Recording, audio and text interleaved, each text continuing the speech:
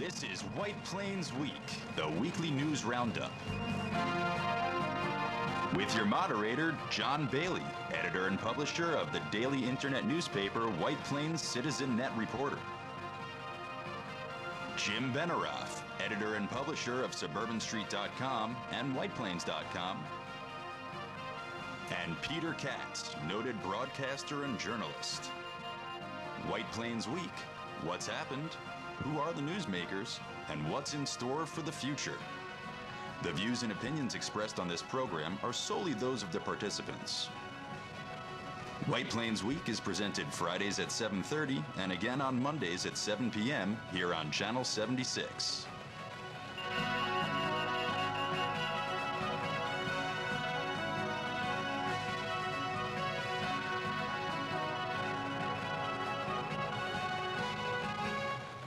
Now, White Plains Week. Good evening, Mr. and Mrs. White Plains in Westchester, and all our viewers around the world watching us on YouTube and WhitePlainsWeek.com.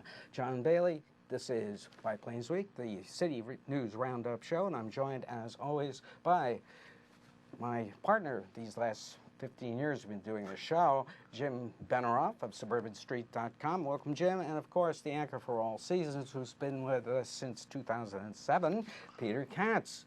And right now, let's hear about today's headlines. And here are the stories for Veterans Week, November 13th, 2015.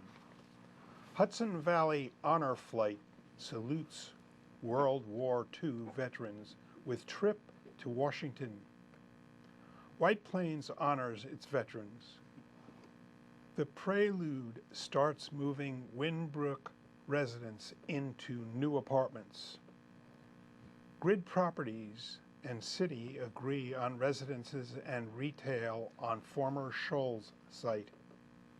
Elcor to break ground on 55 Bank Street Thursday.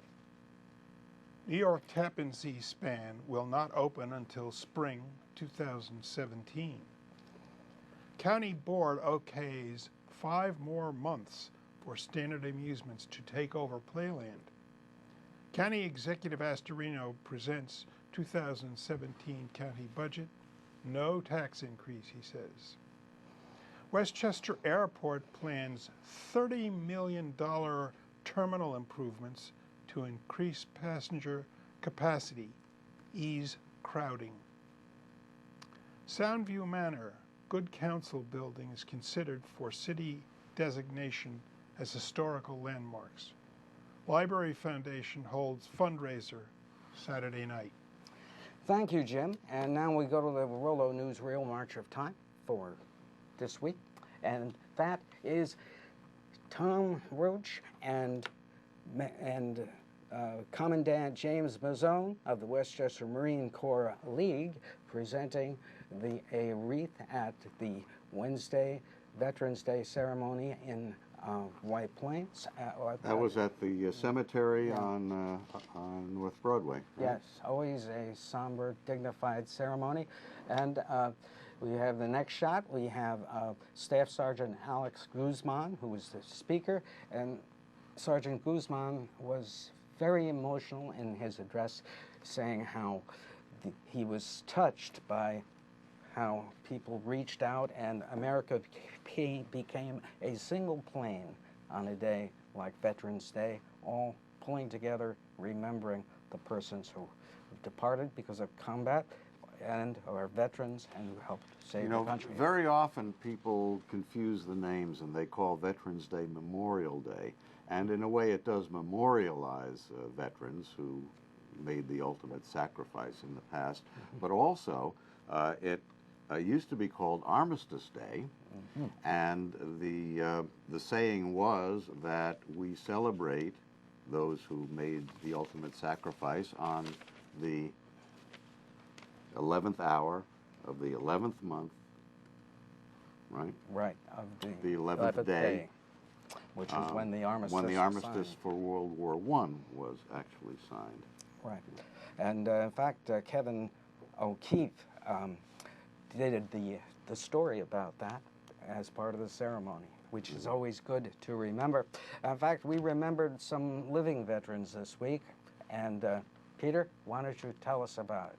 Well, John, there's an organization called Honor Flight. It's a national organization, but there's a chapter here in the Hudson Valley based in Walden, New York. And what they do is they take the position that in Washington, D.C., we have built memorials to soldiers who have fought to preserve our freedoms.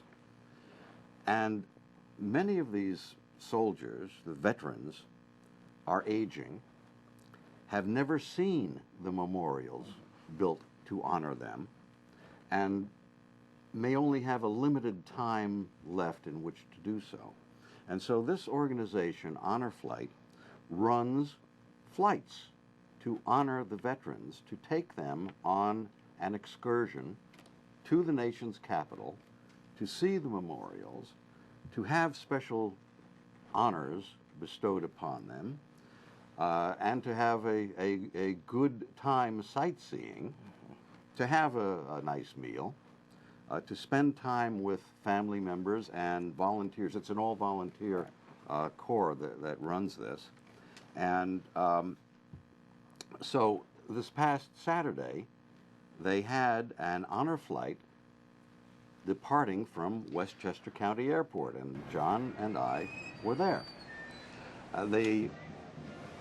The fixed base operator Million Air, which normally caters to corporate jet operators, turned over their facility to the organization and helped organize it. In all, when all was said and done, it started at 7:30 in the morning.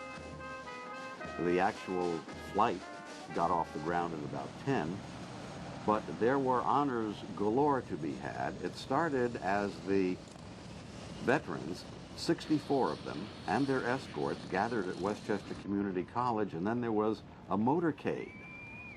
There was an honor guard of about 100 motorcycles from police forces all around the county. There were motorcycle clubs who sent members to participate and wave the flag. Many veterans themselves. Many veterans themselves, yes. There was the marching bagpipe corps, and the veterans were brought up to the airport on 3 buses and brought over to the hangar. There were military representatives from the various active duty services there. There was a line that they all passed through and received salutes. Fairview Fire Company even sent a pumper to join the motorcade. The Army band was there. And when the buses pulled up close to the Million Air hangar, they, of course, came in to be greeted to continuous applause and cheers and flag waving. It was a real feel-good moment. There were 4 women who had served in World War II who also were on this trip. And in the hangar, there were chairs set up, there was a stage set up.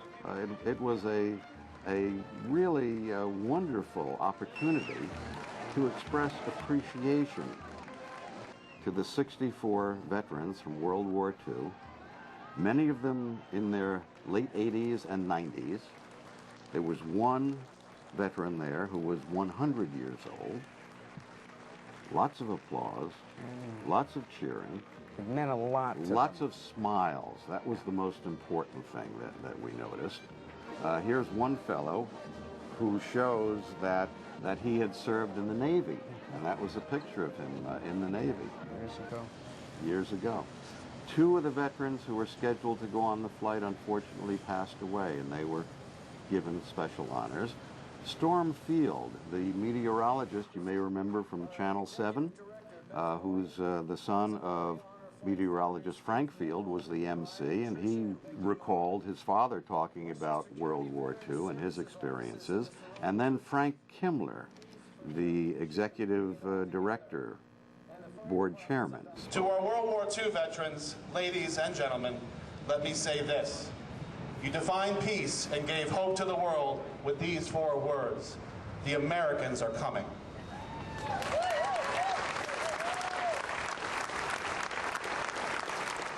Freedom was won, and it's all thanks to the 64 World War II veterans sitting here before us.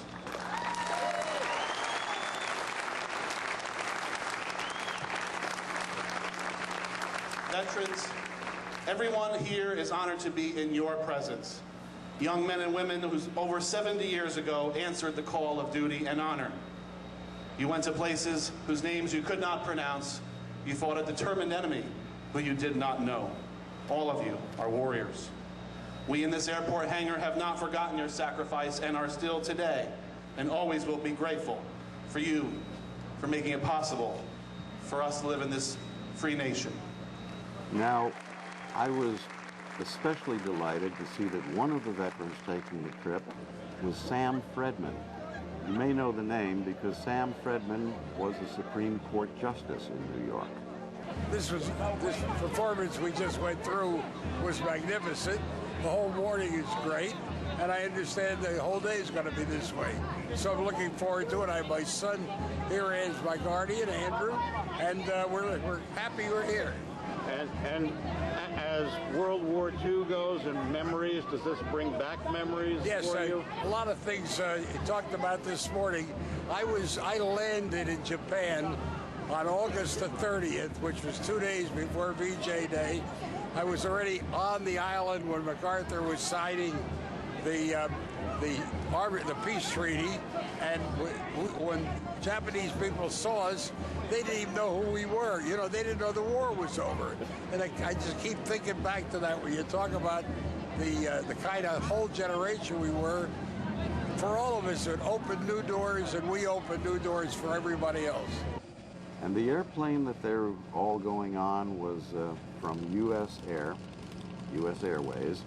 It was an Airbus A320, big airplane, brought up, and they were set up with a special access ramps to handle the veterans in wheelchairs.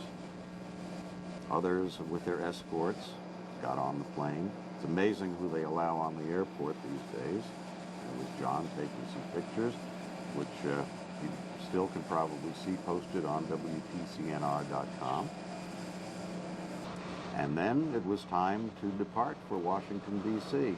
And on the way out for takeoff, the airplane and the veterans on board were given a special salute from the water cannons on the airport's fire rescue trucks. It's a special honor given to special flights. It's a tradition in aviation. And off they went to Washington for a wonderful day to honor the veterans. What was particularly moving to me during the ceremony was at the close, they played the anthems of all the services, and the veterans in the audience stood as their song was played. And right, it was yes, and a the very Marines emotional stood up movement for everybody, and then saluting. Navy people, Army people. It really was. It was a day. People. I tell you, it was a day of great happiness. It was a day of great emotion. And it was a day to feel proud of your country and those who sought to preserve it for us. And definitely. And now we go to the more mundane events of the week, but still just as important in their own right because they affect people around the city and Westchester County. Now, we begin with the shocker of the week, which we discovered walking around. You know, there's a lot you can see by walking around White Plains. And this is the prelude. This is the title of the first building in the Winbrook project. And what we found out was there was a meeting going on in the office at the lower floor. And there is the meeting on the inset. And we also found out that people have begun to move in. Yes, it was really a shock. We were told by a source who's intimately familiar with the building that about 40% of the apartments are now occupied in one way or another. So they've taken down all the plywood border around the property? Or? Not all of it, Not but- entirely. No, there's still some fencing up, and there's still some of the screening up. But in essence, they seem to have started to use it.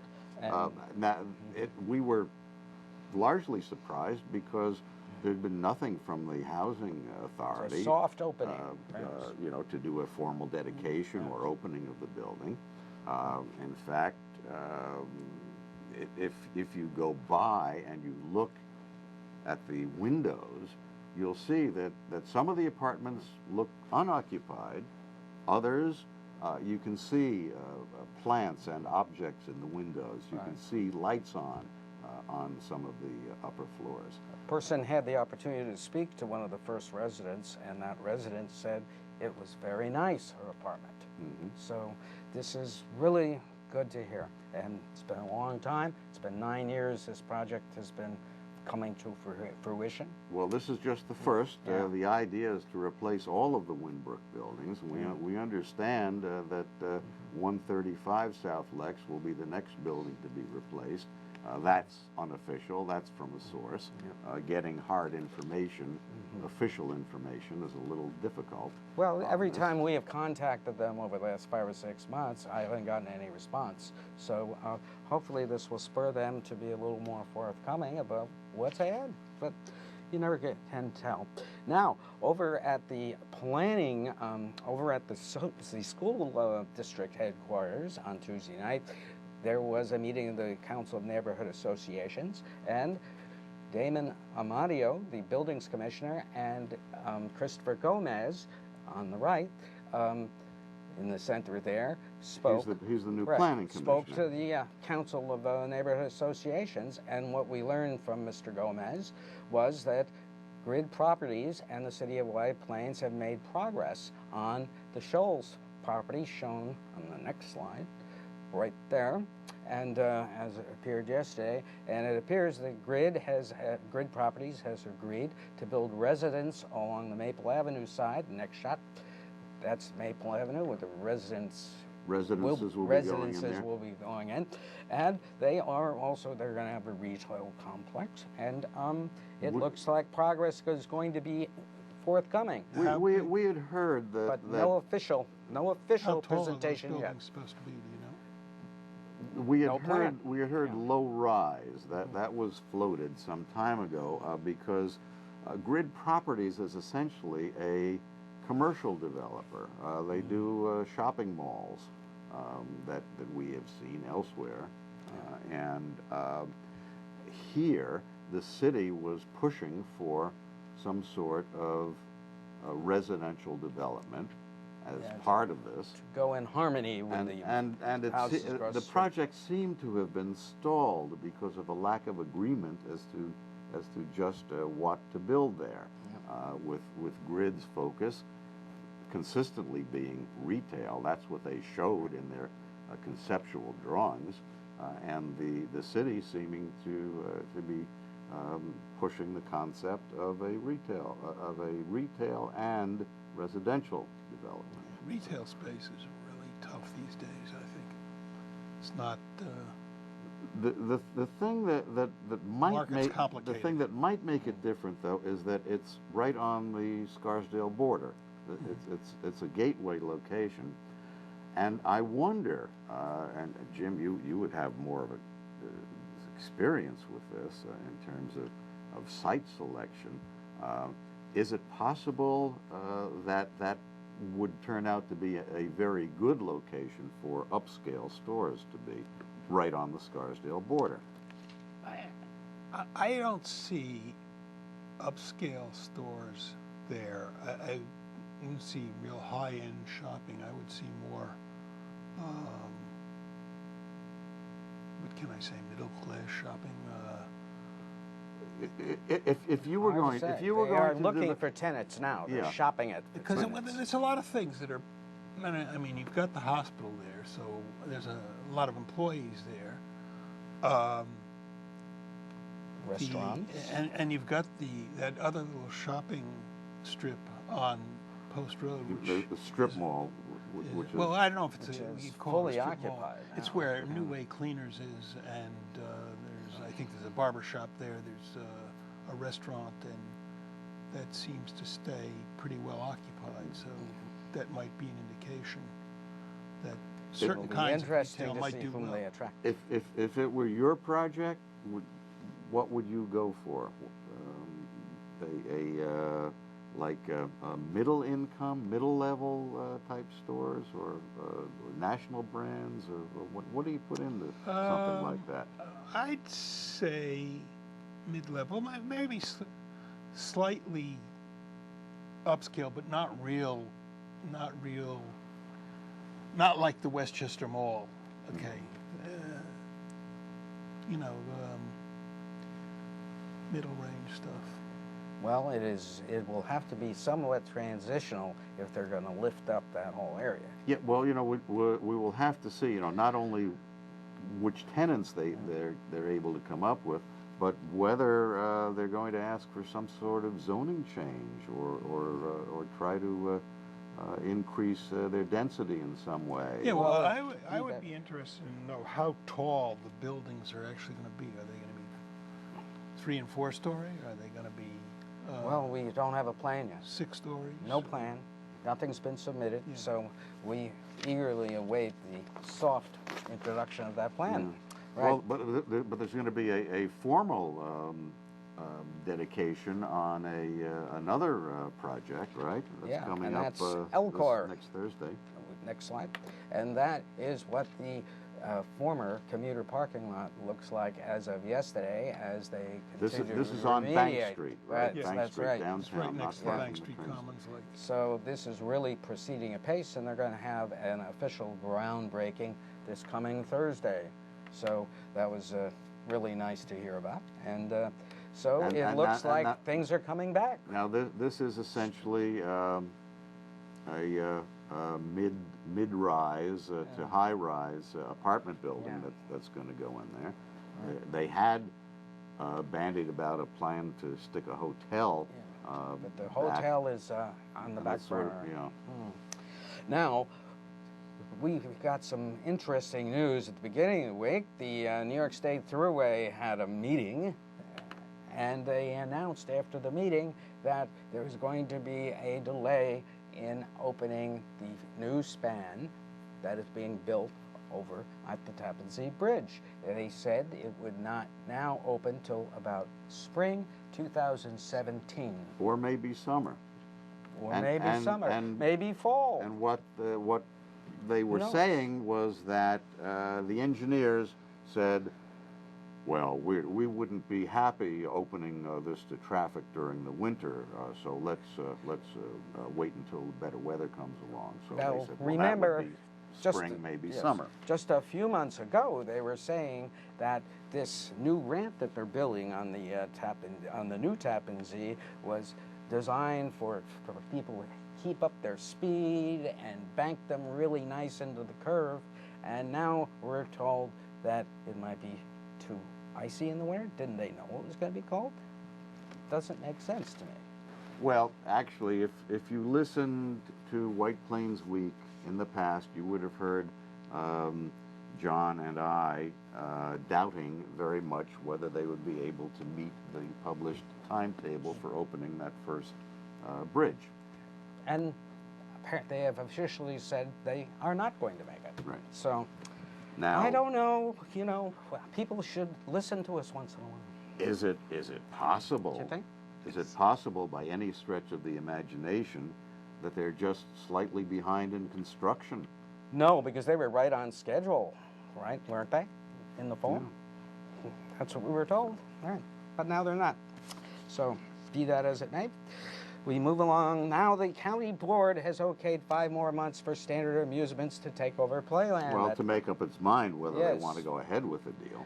Yes. Well, for Standard Amusements, they're cutting Standard Amusements until March to do more due diligence to figure out. To figure out, do we want to take over? Do we want to take it over now? Or do we want to try to renegotiate for a better deal? Yeah. Well, the problem apparently is again the colonnades, according to Mark Longorillo's story in the Journal News. Repairs that the county says they would have to make if they took it over. Yes, but apparently Standard doesn't particularly feel like doing that. So and they maybe want that's the bone of to contention. renegotiate. Right. So everything's negotiable in Westchester, White Plains, and New York City.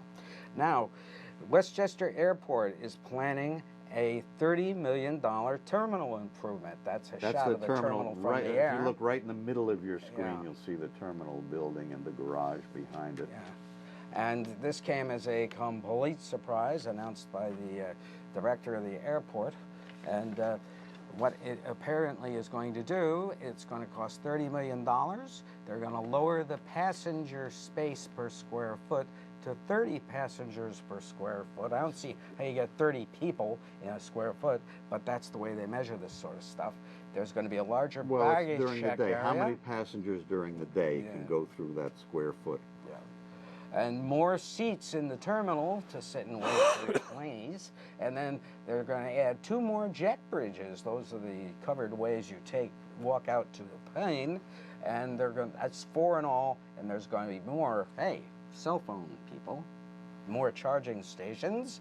And they're going to increase the size of the terminal 20% to 50,000 square feet with new baggage handling treadmills, right.